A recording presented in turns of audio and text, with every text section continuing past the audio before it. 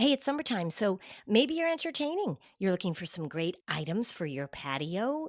How about some pool toys for the kids? How about some great cookware or a new grill? Wayfair has items that you need whenever you want them. Fast, easy shipping. It's never easy to get ready to party for the summertime. We know how fast summer goes, so make sure you get the items you need to have a great time. Now, aside from summer parties, Wayfair also just has items that you can need. This is far less exciting, everybody, but I am going to get a new bath mat and a new duvet cover. They have so many colors, so many selections. It just makes my life easy. I don't like to spend a lot of time shopping. And when I use Wayfair, I get what I want and I get it quickly. Wayfair's huge selection of outdoor and indoor items make it easy to find exactly what's right for you. There's something for every style, every home, no matter your space, no matter your budget. Shop outdoor furniture, grills, lawn games, and way more for way less. Head to wayfair.com right now to explore a huge outdoor selection. That's WAYFAIR.com. Wayfair, every style, every home. Welcome to Season 7 of Flusterclux with Lynn Lyons, where we'll talk about managing anxiety and all the other emotions too. We tackle the serious stuff without being too serious. I'm your co-host, Robin. I'm Lynn's sister-in-law, and I'm here to ask your questions. And I'm Lynn Lyons. I'm an anxiety expert, speaker, mom, and author. I've been a therapist for 35 years. Parenting can be a flusterclux, and I'm here to help you find your way. I'll tell you what to do and what to say.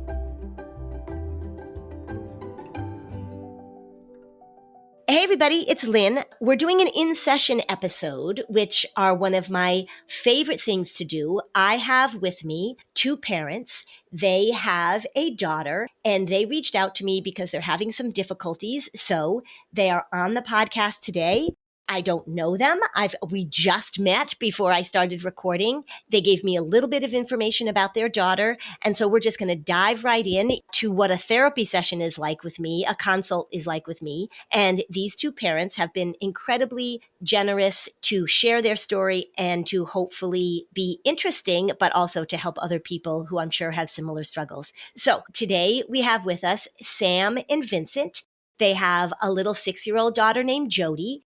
And they have been struggling or working on Jody's anxiety, but they are wondering what to do next. Do I have that correct? Yeah. Totally. Yep. Yeah. Okay. All right. So one of you, Sam or Vincent, either one, you can just go in and sort of fill me in about where you are currently, what the biggest questions you have, or where you're hoping to go with this. Great. Yeah. So Jody showed signs of anxiety very early on. And for a while, I think that we were both very confused. We didn't know what was going on. And I was just going down different avenues. Something was definitely amiss. But fortuitously, I stumbled upon your podcast. Oh. And literally from that day, everything was pretty much elucidated. And I understood what was going on. And then all of a sudden, we had tools to use to help her and help ourselves too. You know, it's just, I could go over a litany of things that we've been working on, but in short, the progress that she's made and what she has overcome has truly been unbelievable. So we're really very stoked about that. However, of course, there's a but, Yes, and that's why we're here. Something has emerged. And what it is that it's her extreme rigidity and how it manifests during playdates and social gatherings. And I'll let Eric elaborate more, but there was a recent play date that went terribly south. And it was the first time that I could literally see the what you coin as the quote unquote cult leader in action. So, we front loaded it. We said, this is what you can expect. You might be unhappy with this and that, etc. And the play date started out famously. It was great. Mom came in, kid came in, we're all having a great time. Kids are playing happily. And then 10 minutes in, it's like, Mom! Oh no. And she's like, she moved my pillow in one of the structures she built. And I was like, okay, I talked her out of that. And then literally 10 minutes, something else, very minor, as you can probably tell. And what was really eye opening to me during that play date was like, wow, I'm like, this anxiety is literally trying to make all these pretty insane rules. Yes. And trying to drag everyone into this like emotional chaos. Mm-hmm. And the anxiety was trying to kick our friends out of our house. Mm. And that's how I perceived it. Because the friends weren't following the rules. Because Jody had an idea of how things were going to go and the friends weren't cooperating. So Jody was like, you people got to go. Yes. Okay. And it persisted. This happened for like 2 hours straight, Lynn, because our friends are so awesome and they stayed, they're like confused and very visibly distressed, but being good friends, they try to power through it. Vincent can kind of elaborate more on that. Okay. Yeah, well, I think you nailed it, Lynn. We kind of like have to prep our daughter for these play dates. She's excited for them. She has what she considers friends. And this is tremendous progress because her anxiety has always become really, really apparent around other kids. They used to terrify her, but now she's really made a ton of progress. She does well in school. She has, like I said, friends. But these play dates, something weird is happening. And it's her rigidity and stuff like that. She has very clear pictures in her mind of what is going to happen, like the games they're going to play, who's going to be who, what they're supposed to do. Her toys are only to be played with in a certain way. Mm-hmm. And, they have to stay where they put her and stuff like that. And, right away, as soon as the kids come, that goes out the window. Yeah. Of course.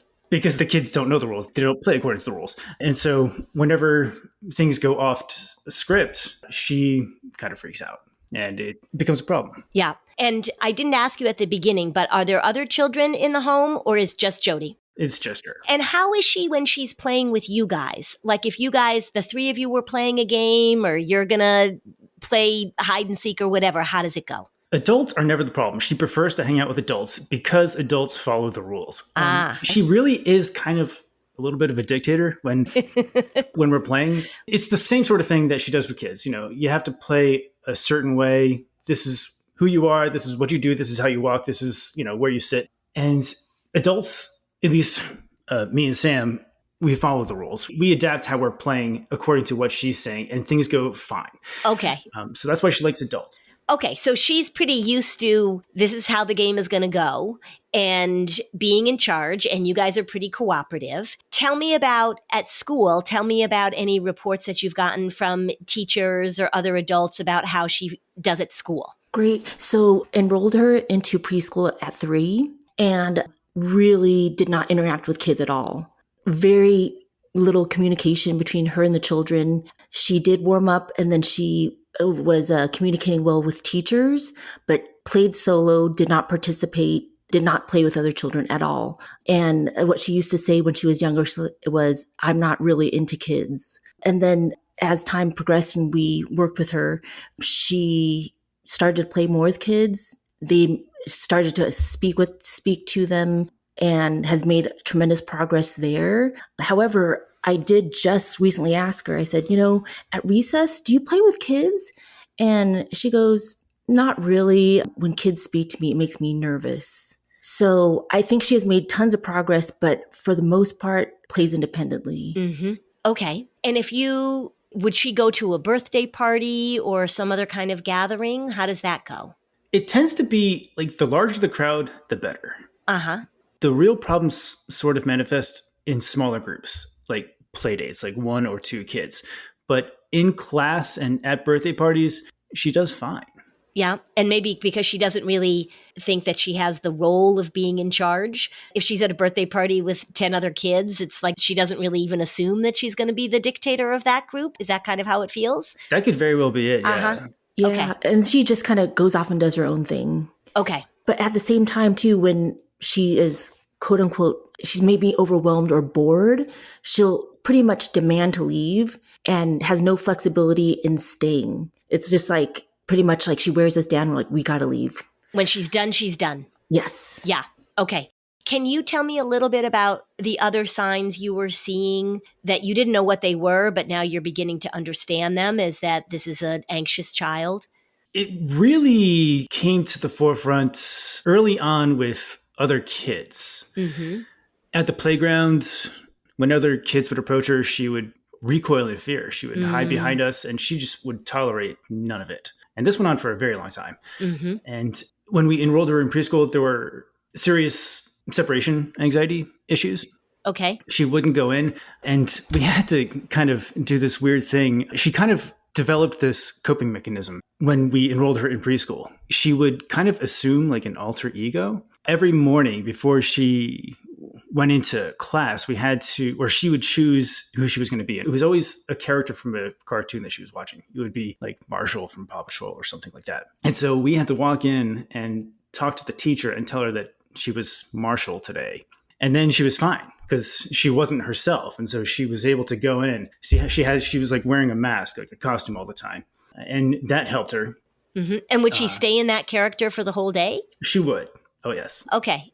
And she would cling to the teacher Uh-huh. a little bit too much, to the point where it did become a problem. They did have to talk to us a little bit, saying that, she might be causing some, I guess, problems in the class just because she wouldn't leave the teacher alone. She wouldn't sit with the kids. She would sit next to the teacher. And all this stuff eventually, with help, subsided. It did.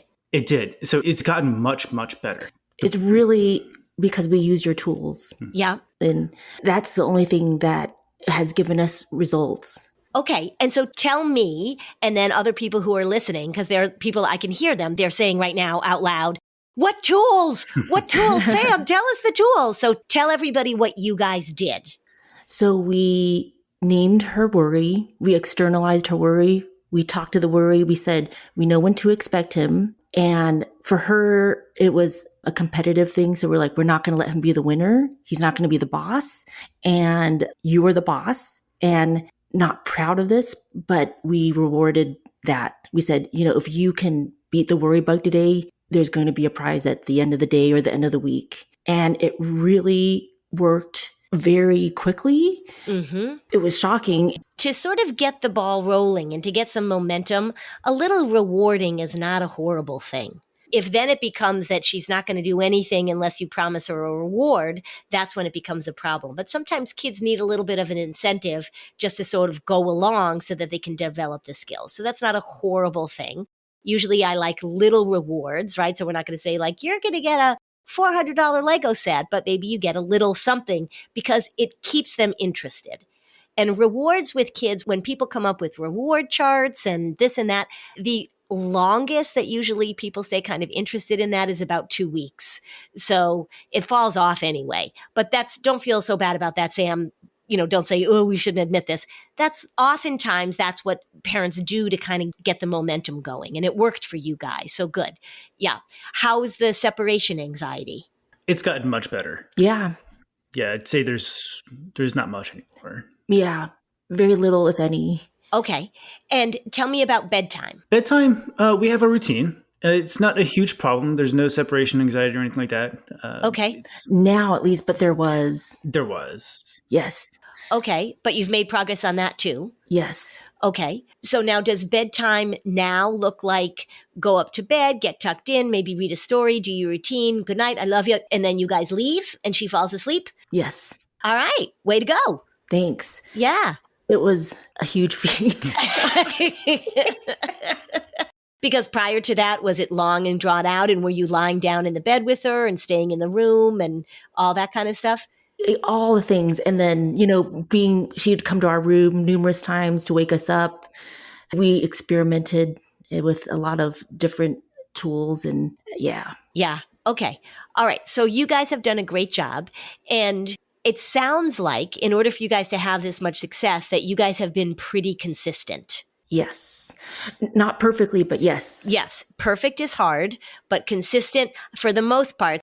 And how did you handle when you started doing things differently, when you started naming her worry and expecting it to show up and then having her step into things? How did you handle her pushback? How did you handle her distress when you guys wouldn't do what she wanted you to do?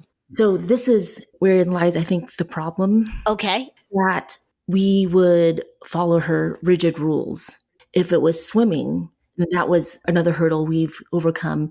It was she had to have her favorite swimsuit. She had to be able to change out of her swimsuit in her favorite dressing room. And at the time, thought this was somewhat normal childhood behavior or developmentally normal. Uh-huh. I had a very narrow vision. I needed her to get in the pool. Yeah, that was your goal. Yes. So I followed all those other rigidity demands. Mm-hmm. So I think that kind of eased her distress. Okay. In order for her to get over the fears to do the things we wanted her to do. So you were sort of compromising a little bit with the anxiety and with the rigidity. You're like, all right, it is really important for her to go to swimming lessons. It's really important for her to get in the water. If I have to do the bathing suit in the changing room, I will concede that point so that I can get her in the water. Yes. Yeah. Okay. All right. And you got her in the water. Yes. Okay. So you're having a lot of successes. And so here's the nice place that you guys are at. You have taken this approach, you have put it into place, you've seen great progress, and now you've got to work on flexibility, because one of the things that she's held on to, one of the things that gives her comfort is rigidity, is knowing exactly how things are going to go. So how are you guys doing in terms of the talk 85% less rule? Do you guys feel like you do a lot of pre-talking and telling her what's happening? Are you doing a lot of that still? I think we are. Okay. Yeah. I'm especially guilty of that. All right. So these are all really concrete areas that you can work on. And don't feel bad about that either, because if you listen to the podcast, you've heard me say over and over and over again that schools do this all the time. That I see a plan for an anxious first grader or an anxious second grader, and it says, as long as she knows exactly what's going to happen, we're going to preview this. We're going to let her know what the schedule is. We're going to go over before any change. We don't want to surprise her. And all of that seems like a good idea, and it works in the short term. But here you have the rigidity. So good for you for recognizing this. Isn't summer great? It's a great time to be outside and be healthy, and also to really focus on clean eating. That's why Green Chef, perfectly timed for me to begin receiving my meals. It's the #1 meal kit for clean eating. It makes it easy to spend less time in the kitchen. You certainly want to do that in the summer. I am very much anticipating my lemon cucumber mint quinoa salad and also the cashew crunch spinach salad. Those are perfect, healthy meals for a wonderfully hot and sticky summer here in New Hampshire. Enjoy clean ingredients. It will help you build healthy, long-lasting habits. No hassle. You can enjoy salads that are ready in just 5 minutes. They have protein-filled breakfasts, nutrient-rich smoothies to fuel your day. The recipes change every week, and with week-to-week flexibility, you can adjust your plan to match your mood and your schedule. Make this summer your healthiest yet with Green Chef. Head to greenchef.com/50fluster and use code 50fluster to get 50% off your first month, then 20% off for 2 months with free shipping. Code 50fluster at greenchef.com/50fluster. I'll let you know how delicious those salads are. Okay, summer's in full swing. That means that you want some new stuff in your closet, right? Of course you do. I don't want you to waste your money on things that you're only going to wear a few times or cheap material that doesn't hold up. Quince has amazing choices at great prices. I have this short sleeve silk tee that I've worn for work. It's amazing. And then I just got some great V-neck cotton t-shirts. The material is awesome. They hold up in the wash. I'm going to a wedding in October. They've got so many dresses for great prices. Fabulous items that are made in a way that feels luxurious, but not the price of luxury, which is what we're all looking for, isn't it? Think European linen tops starting at $30, washable silk dresses and skirts, soft cotton sweaters. You get items that are from top artisans. They cut out the middleman, which means that you get luxury without the markup. Give your summer closet an upgrade with Quince. Go to quince.com/fluster for free shipping on your order and 365-day returns. That's QUINCE quince.com/fluster to get free shipping and 365-day returns. Quince.com/fluster. Who doesn't love learning? I'm so interested in what other people know how to do well, which is why I just can't get enough of Masterclass, the classes taught by experts, people who know their thing the best. Esther Perel, she has a class on relational intelligence, how to have tough conversations. There's a new series on skin health, talks about how to cleanse your skin, talks all about sunscreen. Doris Kearns Goodwin talking about presidential history. I love watching the cooking classes. I don't really cook, but I love learning new things. So if you sign up for Masterclass, you will learn from the best, you will become your best, or you're just going to be really curious and interested in how many wonderful things there are to learn. With plans starting at $10 a month, billed annually, you get unlimited access to over 200 classes taught by the world's best business leaders, writers, chefs, and more. Right now, our listeners get an additional 15% off any annual membership at masterclass.com/fluster. That's 15% off at masterclass.com/fluster. Masterclass.com/fluster.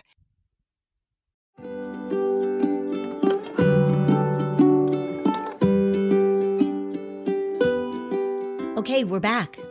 In terms of her general personality, does she have places where she's flexible? In other words, is she flexible about food? Is she flexible about clothing? Or is she just pretty rigid down the line? Down the line, she's very rigid. I'd say as rigid as you can come. Yeah, we kind of, decided to focus talking about her rigidity in terms of social interactions. Yeah. But the rigidity exists everywhere, if we're being honest. She's an incredibly picky eater about toys, clothes, food, everything. Okay. Hair. Yeah. Okay. All right. And in terms of the two of you, is there any indication that rigidity sort of got passed down in some way? Like, how do you guys see yourselves? I do not think that I am that rigid, but I think that her seeing my daughter in distress makes me distressed. And thus I have reinforced her rigidity because I just want her to thrive and not basically be distressed. Yeah. And I realize that about myself. And I'm definitely working on that and setting firmer boundaries. Good. I feel like I overextend myself too much. And I'm actually hindering my daughter by doing that. Just for example, one day she was going to her music class and I just wanted her to have a good day. And she's like, but Mom, I really want a cattail.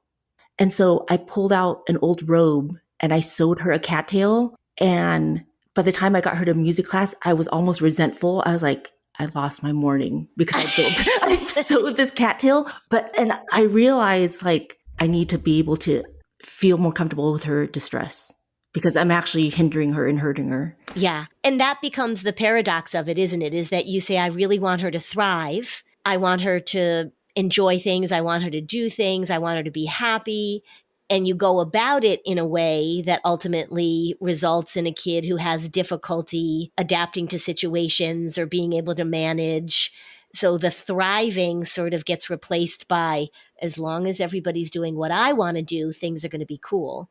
But I'm not going to be able to thrive on the playground. I'm not going to be able to thrive when things don't go the way I want them to go. Yeah. But I'm sure a lot of moms can understand and absolutely relate to that feeling, Sam, of really wanting your child to be okay. Yeah. What about you, Vincent? How are you on the flexibility, rigidity component? If I'm being honest, I think a lot of me is in my daughter.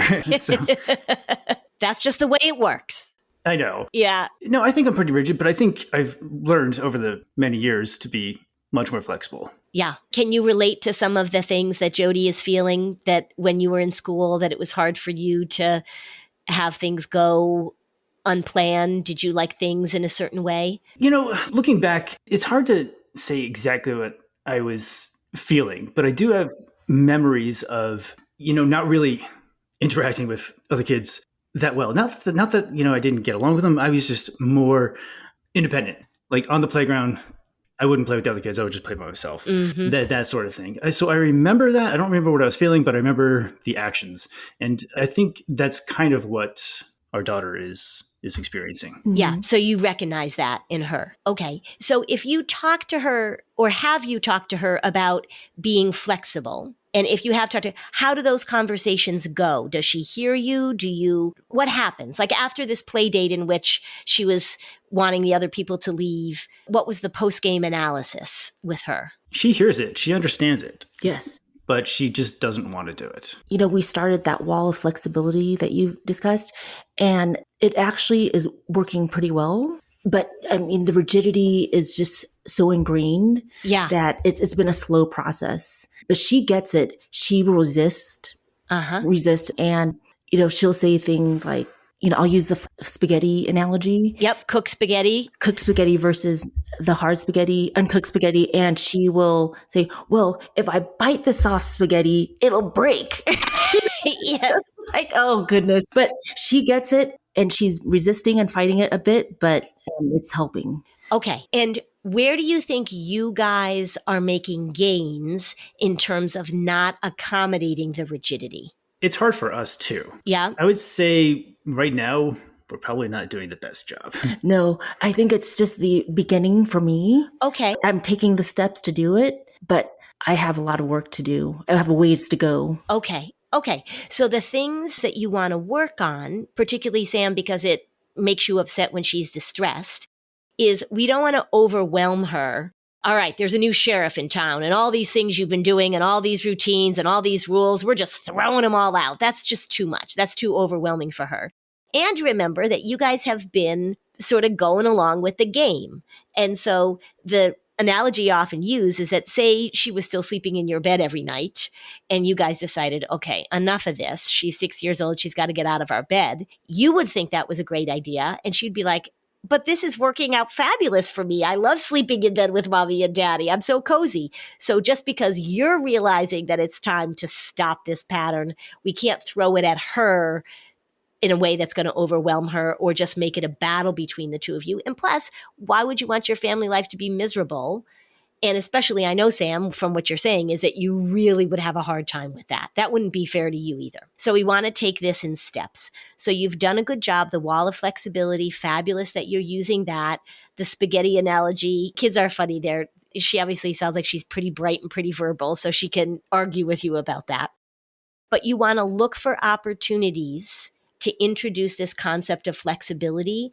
And we don't want to overwhelm her in it, but we do want to gently marinate her in it. For example, if you were to think of clothes, and you said she's rigid about clothes, maybe rigid about what she wears or what she doesn't wear. Does it seem that she has some sensory stuff going on? Or there are things, does she talk about that? Nope, it's just there's certain things she likes. Okay. So what you may say is that we are going to add, so say she has 3 shirts that she likes and she only wants to wear those 3 shirts.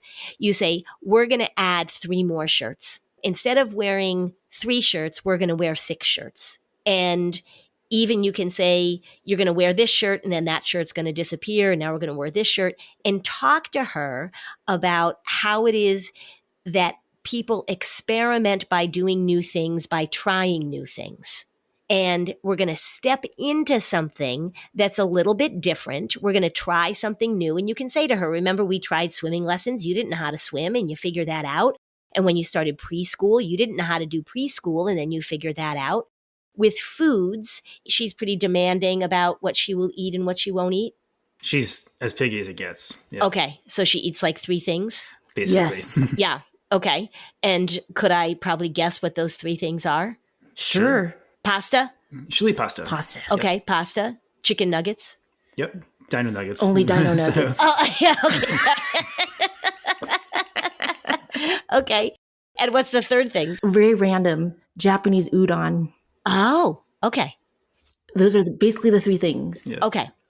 So what happens if you offer her different foods? And when did you stop doing that? We still try. We offer new foods all the time, but she just ignores it. She won't eat it. It'll stay on the plate. Okay. she'll And starve herself. she'll wear us down eventually. Yeah. Vincent kind of spearheaded us going with the hot lunches at school. And the reports back from the teachers are that she didn't have a bite. And she's there she's there for a very long time.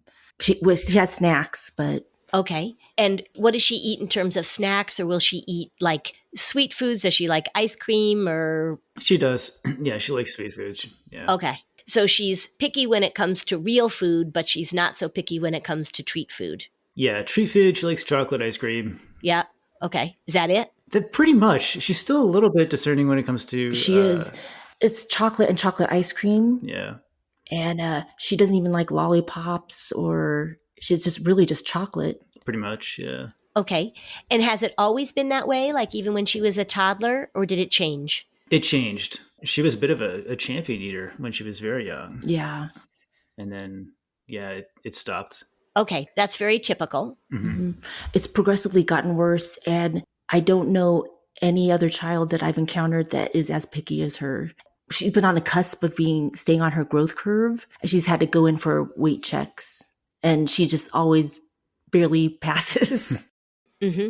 Okay. So I know like 798 kids that are as picky as her. Yeah. Yeah. So there are many, many kids who their diet sort of gets smaller and smaller to the point where it is really like pasta and some sort of nugget, dino nugget or chicken nugget, or maybe they'll eat pasta and blueberries and, fill in the blank. So not unusual at all.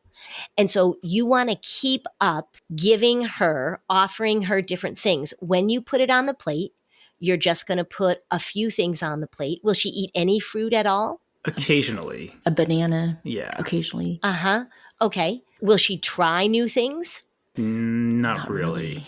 Okay. Does she have a reason for why she won't try? What does she say? I won't like it. Mm-hmm. Pretty much, yeah. Yeah. I won't like it. So sometimes when kids are picky eaters, for one, it just becomes a habitual thing and their palate becomes very used to this very limited diet. And it often happens is that someone say, well, when she was 2, she would eat everything. She was eating salmon and she was eating asparagus and she was eating this and this and this. And then they begin to limit their diet and their palate becomes very used to these things. The way that it is often tied into sort of anxiety when we've got picky eating is that there is a fear they're not going to like it. And this idea that you put something in your mouth and you don't like it, that is just a disaster. That's terrible. They can't even tolerate the idea that they might try something and not like it. So what you want to do is you want to continue to offer these foods. I would offer her snacks you can say to her, let's think about 4 fruits that you might like. It might be blueberries or grapes or raspberries or whatever. And you just give her a little plate with a few of these things on it, not a ton, because lots of times parents with picky eaters, they'll serve this huge amount of food or offer so many things that the child gets overwhelmed. And you're just going to very consistently offer her these foods. You're not going to talk a lot about it. You're not going to beg. You're not going to cajole. You're not going to bribe. You're just going to say, it's important for you to try and eat healthy foods like mommy and daddy do. Because I'm guessing you guys are good eaters. You're not eating 2 things. Okay. So you have your dinner. So also the other thing too is that kids, when you say that she's demanding or that she wants things her way, I'm guessing that you guys are having something for dinner and she doesn't get that. She gets what she wants and you guys have your dinner because you guys aren't eating pasta and nuggets. That's definitely right. Yeah, we have to make 2 separate things. Okay. So don't make separate things. Serve her little portions of what you're eating. And because we want to make sure that she's getting some calories in, include some of the things that you know she'll eat. So she eats pasta, put some pasta on the plate. But this idea that she gets whatever she wants every single time, that she's in charge, she's not going to expand her menu on her own. So you want to include things that you know are sort of gimmies, and you just want to present the plate to her. And you want to let her know that the goal is for her to eat many foods just like you two do, and that she can try them, and some she will like and some she won't like. So this is a long-term project. But a lot of what we find with kids that are very restrictive eaters is that the parents are talking too much about it, that their stress is palpable at dinner time, that they're really worried that their child's not getting, and there's a lot of sort of like, you have to eat, you're not going to grow. If you don't grow, you're not going to get bigger. There's all this talk about it. So cut that down a lot and just say to her, you used to eat a lot of foods when you were little. I know that you can handle it. And you offer her a small variety on her plate with some gimmies, but with some things, and just keep doing that over and over and over again. What does she eat for breakfast? She's actually okay for breakfast. Well, she cycles between bacon and sausage. So one day is bacon, one day is sausage. Okay. All right. So she's getting in some protein with her bacon and sausage. I did know one kid that lived on bread and bacon. Those were the two things he would eat, bread and bacon. So just try that. And even at breakfast, you can offer her some bacon and some blueberries or some bacon and some raspberries. And this can be part of your wall of flexibility, is that when she tries new things, you want to talk to her about this as an experiment with her figuring out what she likes and doesn't like. But the two of you have to buy in less to this idea that she gets what she wants and only what she wants. And just be very laid back about it, very nonchalant about it, but this is what we're going to do, okay?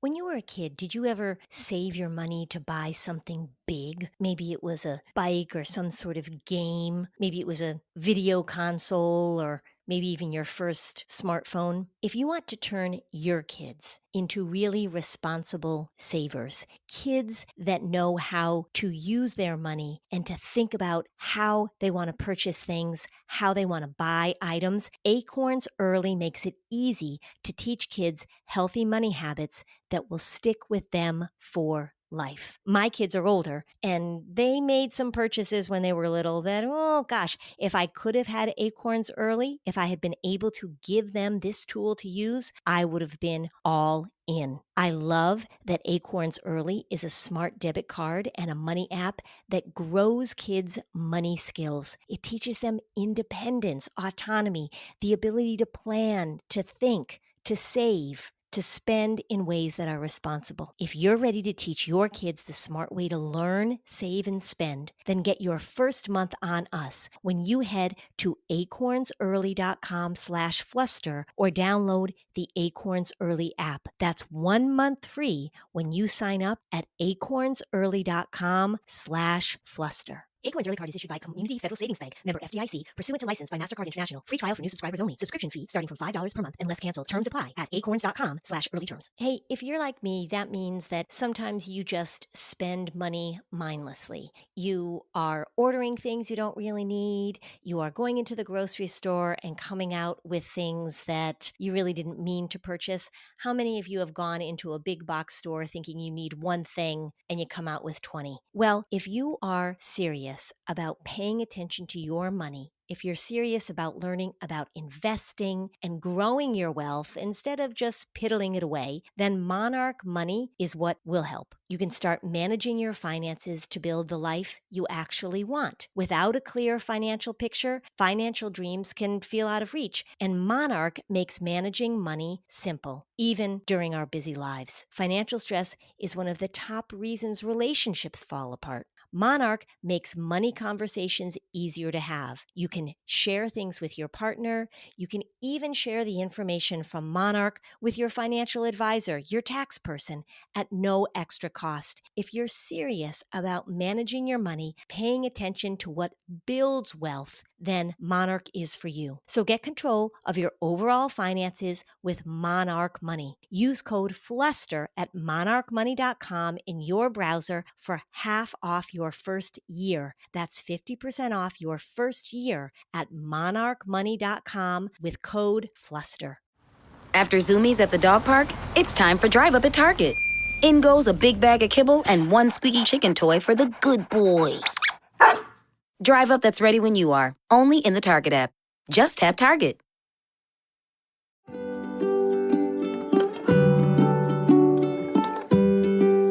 Okay, so now back to the show. You might start with the clothes and the food, would be a way to talk about the flexibility. With the kid stuff, which is really one of your primary concerns, having her have play dates is a good idea. Don't stop having play dates. I would also practice with her when you're doing things with her. Get her used to you guys not wanting to do exactly what she wants to do. So when you're playing with her, to say, if she says, well, I want to play, you also can say, I don't want to play that game, or I'd rather do it this way. She has probably gotten a steady diet from you guys of she tells you what to do and you go along. Mommy, you're going to be the princess. Daddy, you're going to be this. You say this, you do this. And you guys are nice parents. So you're like, all right. Yep. So you can start to say, no, I'm going to be an elephant this time. I don't want to be a princess. And how does she do? Do you play games where there's a winner or a loser? No, it's mostly, situational. There's some story she's got in her mind. Okay, so there's more imaginary play, like you're not playing games. Okay, so it might be a good thing for you to introduce some of that too. Because when you play games like Candyland or other games like that, then they get used to that feeling of things are not going exactly the way I want them to go.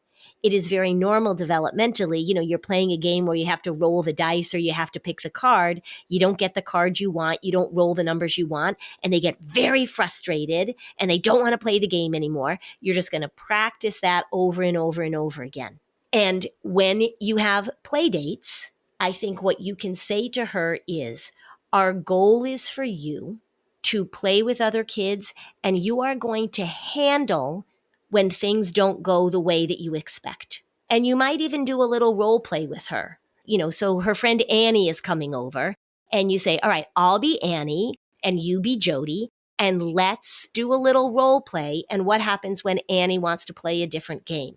And give her some language so that she knows how to say, okay, I'll try that. Give her some phrases, just some things so that she has something in her back pocket that she can pull out.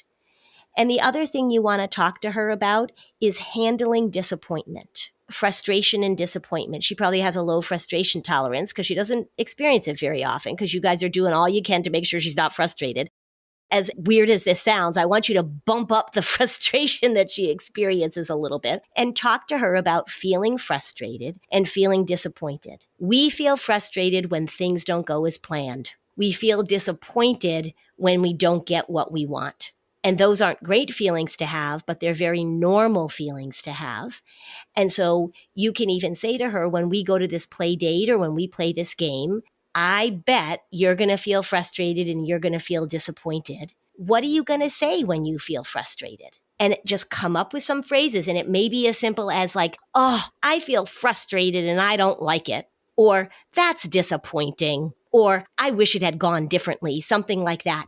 So give her some language. I don't know that she's been exposed to that language very much because the way that her world has worked for her is I tell mom what I want. Mom gets to work on it. I get it. Well, that's great. You guys, because you have been so loving and attentive, have not given her a lot of practice feeling frustrated and disappointed.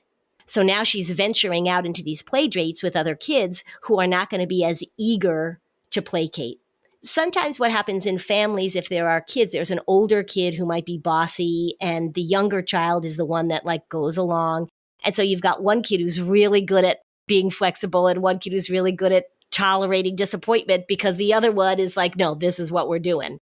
And you two have sort of been in the role kind of as younger siblings almost. Younger siblings who know how to sew, right? So it comes in handy and drive and go to the grocery store. Yeah. So think about it as, you guys are doing great in terms of paying attention to this and introducing these concepts and making progress. Like, give yourselves A+ in that domain. Now you're just going to tweak it a little bit and you're going to start introducing frustration and disappointment as emotions that she has to tolerate, because that actually is what allows us to be flexible in life. When I'm traveling, when you guys are traveling and the flight is delayed or the person in front of us puts their seat back or whatever, the way we tolerate it isn't that we feel great. It's that we can be flexible with our frustration and disappointment. So if you can start introducing that language to her, you're going to see a difference. Great. Yeah. We haven't been doing that. Yeah. Well, now you can start. I'll bet you do great at it. Yeah. Do you have any other questions for me? I think that's it. As you say, anxiety is very persistent. Mm-hmm. It still pops up. She's afraid to go into a room that has a light on the ceiling, etc. And we just continue the course, and then she will slowly learn to recognize it, manage it on her Yep. own. Yep. Okay. Yep. What you are doing is every time that she steps into something, every time she handles it, every time she moves forward instead of avoiding, you're just laying down that pathwork in her brain. Her amygdala and people's amygdala, it's reacting to something. And what we do experientially is keep putting them in situations, again, not that overwhelm them, but give them practice managing something that makes them feel uncomfortable. Say you've got a kid who won't order in a restaurant. So you practice having them use their voice and order in a restaurant. They still may feel a little uneasy about it, but they practice it. And then they're gaining that confidence and laying down that network that says, I can handle it. So this is why, of course, you listen to the podcast, Sam. This is why, of course, that when we step in and help kids avoid, we're actually doing the work of the anxiety rather than having them build those muscles. And the muscles that she is working on building, of course, are those separation muscles, which she's done a great job with. And now she's building her flexibility muscles, and she's tolerating disappointment and frustration. And you have to be able to tolerate her disappointment and her frustration too. That's your job. You still love her, of course. You say, oh, I get this is hard for you. I understand. Feeling disappointed is tough. Feeling frustrated is tough. But you let her feel it. You give her a big hug and lots of love, but you let her feel it. And she will work through it. She's not going to give in that easy. It sounds like she's got a pretty strong personality. So you guys can both step in, give her lots of love, not too much talking. Don't have to talk. Say, yep, that's frustrating. I get it. Let's move on and see if she begins to get more familiar with that language. But you're on the right track for sure. All right. Everything that you're telling me, just so you know, is so typical. Again, thank you so much for sharing your story. You are doing all the things you need to do. So good for you. This takes time. Make sure that you don't take it too seriously. So make sure that you have some humor about it, and you are raising her. She's still a little tiny person. She's got a lot to learn. She's in good hands. And flexibility. Thanks for listening. And if you found this podcast helpful, please give us a 5-star review on Apple Podcasts. It helps other people find this information. And if you'd like to dig deeper on any of these topics, we have specialized playlists on our Spotify profile, and the link is in the show notes. Topics like teens, depression, and OCD. Bye, Lynn. Bye, Robin. Mom, Dad, I humbly suggest you save some money and shop Amazon for back to school. It's for my growth, meaning my body's growing at an alarming rate. And clothes you buy me this year will be very small very soon. Plus, the clothes I love today will be out of style tomorrow. But at least your wallet doesn't have to be my fashion victim if you shop low prices for school at Amazon. Hopefully this is helpful. Amazon. Spend less, smile more.